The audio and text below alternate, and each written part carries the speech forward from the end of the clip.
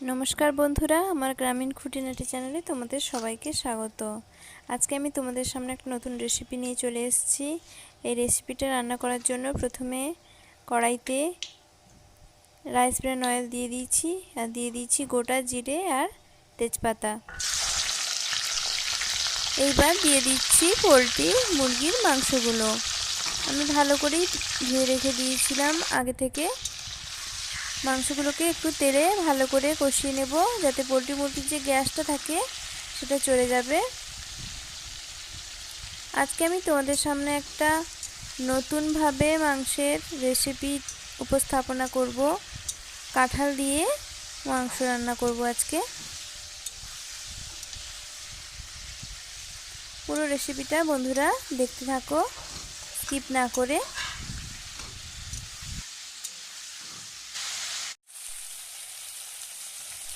এবার দিয়ে দিচ্ছি স্বাদ মতো লবণ।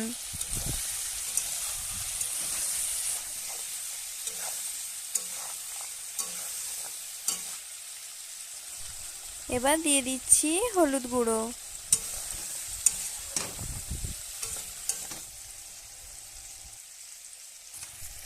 এবার পেঁয়াজ বাটা দিয়ে দিলাম।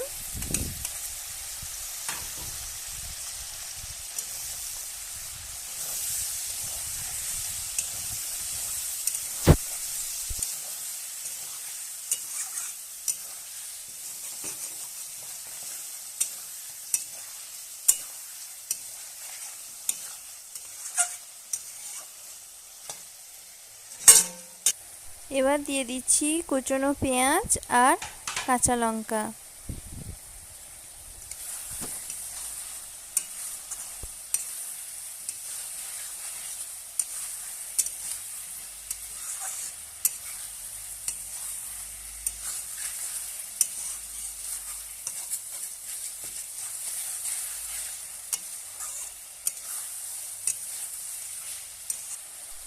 পেঁয়াজটা ভাজা ভাজা হয়ে গেছে, এবার গোলমরিচ গুঁড়ো দিয়ে দিচ্ছি।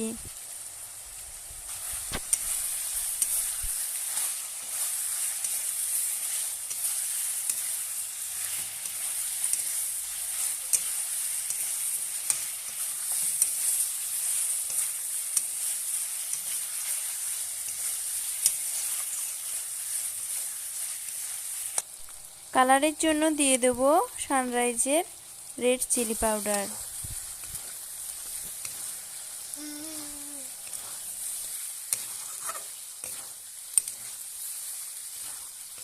এবার দিয়ে দিচ্ছি জিরে ও ধনে বাটা।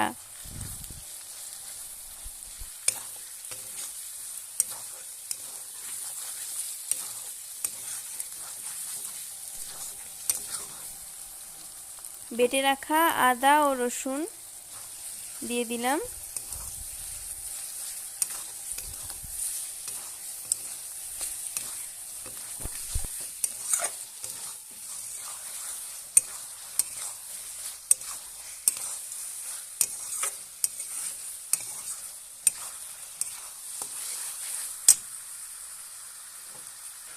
এবার দিয়ে দিচ্ছি টমেটো কুচনো।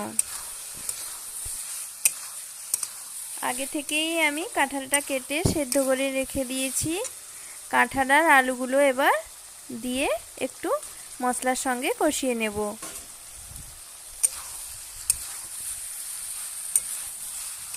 বন্ধুরা, এই কাঁঠাল দিয়ে মাংসের রান্নাটিতে কিন্তু একদম নরম কাঁঠাল নেবে, কচি কাঁঠাল নেবে, না হলে খেতে ভালো স্বাদ আসবে না। আমি একদম টাটকা এক্ষুনি গাছ থেকে পেড়ে নিয়ে এসেছি, একদম কচি কাঁঠাল দিয়েই রান্নাটা করছি।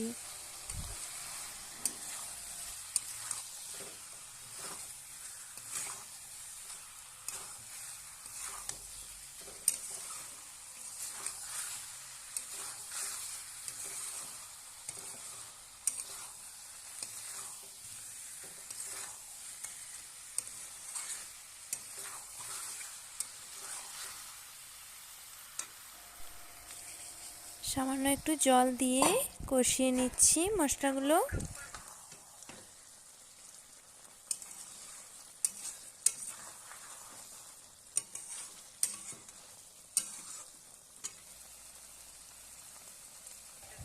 এবার দিয়ে দিচ্ছি কাসুরি মেথি।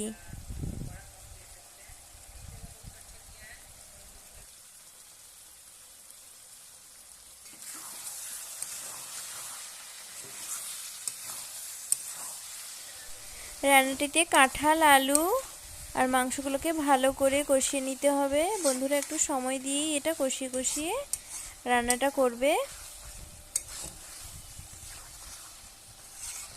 এইভাবে রান্না করলে খেতে খুব সুস্বাদু হবে। এবার একটু জল দিয়ে ফুটিয়ে নিলেই আমার রান্নাটা কমপ্লিট। বন্ধুরা প্লিজ আমার এই রেসিপিটা ট্রাই করো এবং কেমন লাগলো কমেন্ট করে জানিও। ভালো লাগলে অবশ্যই আমার চ্যানেলটিকে সাবস্ক্রাইব করে দিও এবং পাশে থাকা বেল আইকনটি প্রেস করে আমার দেয়া ভিডিওগুলো দেখতে থেকো বন্ধুরা।